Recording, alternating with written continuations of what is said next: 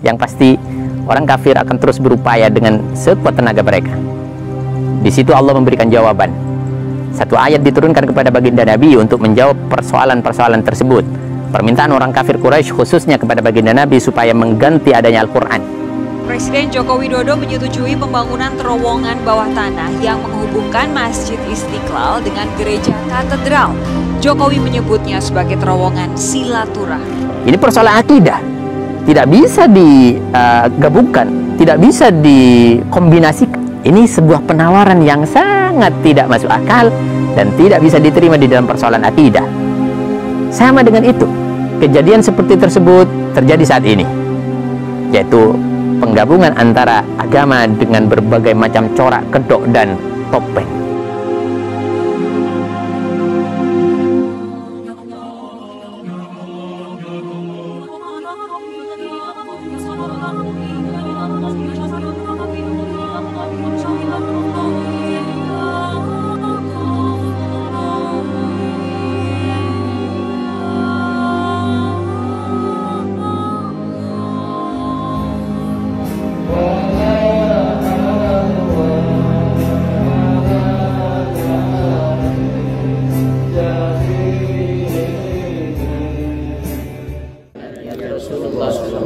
Sebagaimana niat para masyayikh membangun pesantren. Bahwa kata Nabi, ana wa kafilul yatim fil jannah hakada.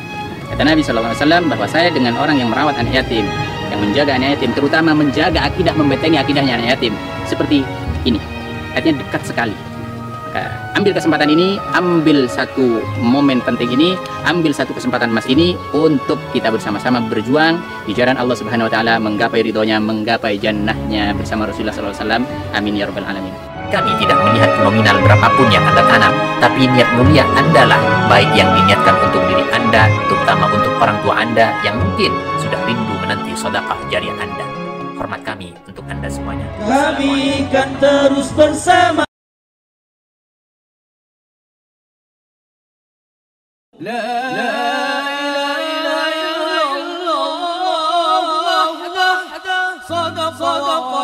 Assalamualaikum warahmatullahi wabarakatuh. Sahabat Channel Akidah dimanapun Anda berada. Pada kesempatan di pagi ini saya akan berbicara dan mengomentari adanya wacana yang sangat tidak baik sekali, dan kalau perlu saya sampaikan wacana yang sangat tercela, yaitu menggabungkan antara masjid dengan gereja, entah dengan cara terowongan, entah atau apapun namanya. Kalau sebelumnya kita tahu adanya upaya-upaya dekadensi moral anak-anak bangsa umat Islam, yaitu pendangkalan akidah dilakukan oleh orang-orang sekelompok liberal yang tidak bisa bertanggung jawab di dalam keilmuannya. Mereka mengantarkan tumpeng, mereka ikut Natalan dan lain sebagainya. Ini tidak sukses mempengaruhi umat Islam dan muda-mudi kita. Mereka tetap kuat memegang agamanya dan akidahnya. Nah, dengan berbagai cara orang-orang kafir membujuk sebagian orang-orang munafik untuk terus mengadakan upaya pendangkalan-pendangkalan semacam ini. Dan saya dengar terakhir adanya rencana pembuatan terowongan antara masjid dan gereja. Presiden Joko Widodo menyetujui pembangunan terowongan bawah tanah yang menghubungkan Masjid Istiqlal dengan Gereja Katedral. Jokowi menyebutnya sebagai terowongan silaturahmi. Ada usulan untuk dibuat terowongan dari Masjid Istiqlal ke Katedral. Tadi sudah saya setujui sekalian, sehingga ini menjadi sebuah terowongan silaturahmi. Tidak kelihatan berseberangan, tapi silaturahmi terowongannya. Bawah tanah. Sehingga tidak nyebrang. Kalau nyebrang itu kayak berseberangan. Nah, sekarang pakai terowongan bawah menjadi terowongan silaturahmi. Nah, ini salah satu yang perlu kita bahas. Baginda Rasulullah SAW pada kurang lebih 1400 tahun yang lalu, beliau telah mengalami ini semuanya. Tekanan-tekanan orang kafir dan upaya-upaya licik orang kafir untuk mengkaburkan akidah Islam. Mari kita buka sedikit saja sejarah. Pada waktu orang-orang kafir Quraisy ingin menghentikan dakwah baginda Rasulullah SAW dengan berbagai cara. Dari pertama dirangkul, bagaimana baginda Rasul diberikan iming-iming, kemudian dipukul, bagaimana para sahabat disiksa dan diintimidasi. Ini adalah upaya-upaya licik orang-orang kafir Quraisy pada waktu itu.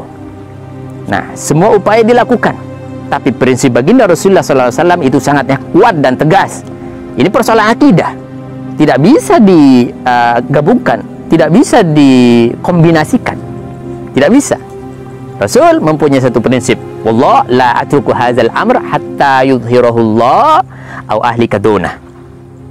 Bersumpah beliau bahwa demi Allah tidak akan pernah mundur beliau selangkah pun ketika agama ini mau dikaburkan, ketika disuruh berhenti berdakwah misalkan, sehingga Allah memberikan kemenangan kepada Islam, atau baginda Rasul hancur oleh karena dakwah tersebut.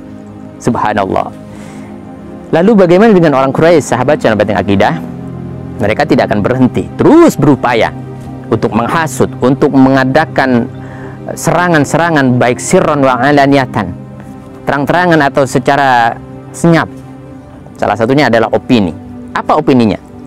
Mereka datang kepada baginda Rasul SAW, mengajak untuk bersilaturahim, mengajak untuk berislah. Apa islahnya? Maka kita harus lebih jeli lagi tentang sejarah ini, karena ini ada sangkut pautnya dengan adanya rencana opini pembuatan terowongan antara gereja dan masjid. Opini mereka ditumbuhkan. Kepada baginda Rasul ditawarkan, begini saja Muhammad, bagaimana kalau misalkan kita islah, kita buat silaturahim, kita buat kerjasama. Apa itu modelnya? Kata baginda Nabi. Mereka menyodorkan proposal kepada baginda Nabi. Apa proposalnya? Mereka akan menyembah Tuhannya Nabi, dan Nabi juga harus menyembah Tuhan mereka. Ini sebuah penawaran yang sangat tidak masuk akal dan tidak bisa diterima di dalam persoalan akidah.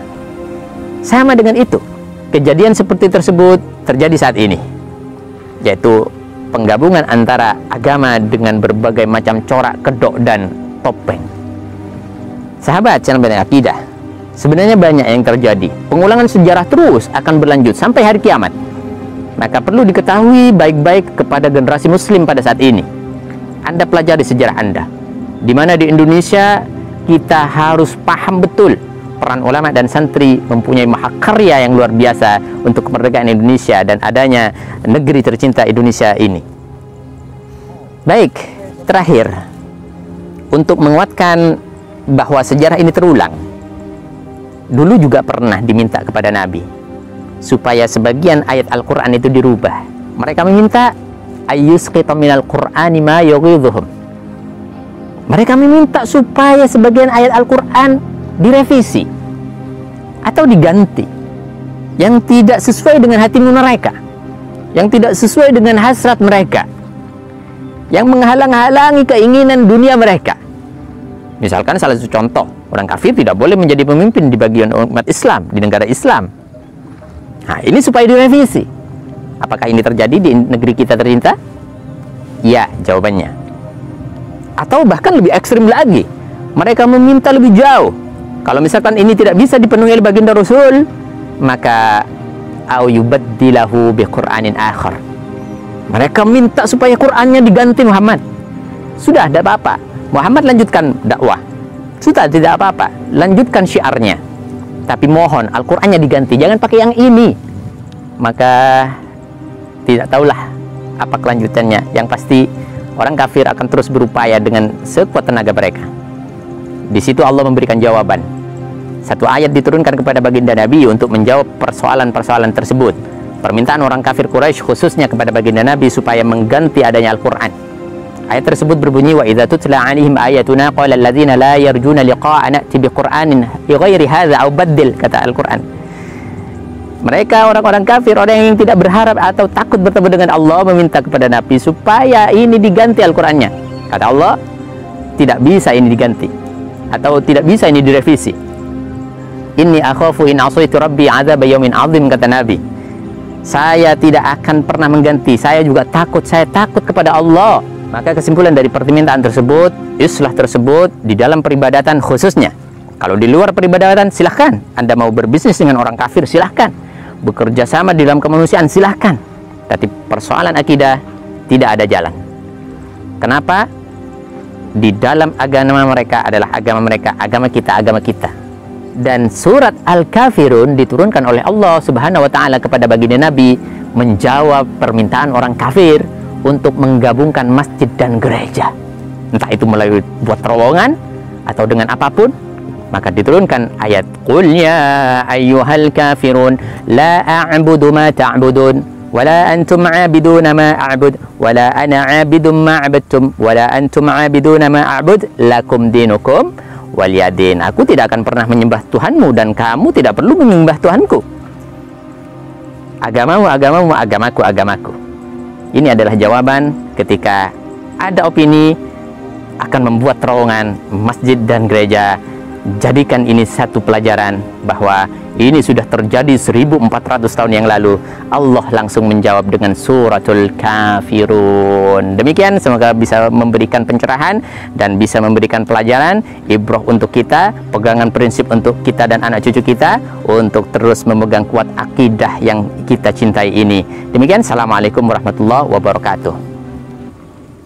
Bagi Anda yang belum subscribe channel Benteng Akidah ini, kami harap subscribe dulu sejak sekarang, sebarkan seluas-luasnya, komentari dan beri masukan kami. Insya Allah kita akan bersama-sama membangun dakwah ini dan menyebarkan kebaikan kepada umat. Keinginan kami hanyalah semata-mata ingin mendapatkan ridho daripada Allah Subhanahu wa taala dengan tersebarnya dakwah ini, dengan tersampaikannya risalah ini kepada umat seluas-luasnya. Demikian, jangan lupa sekali lagi subscribe.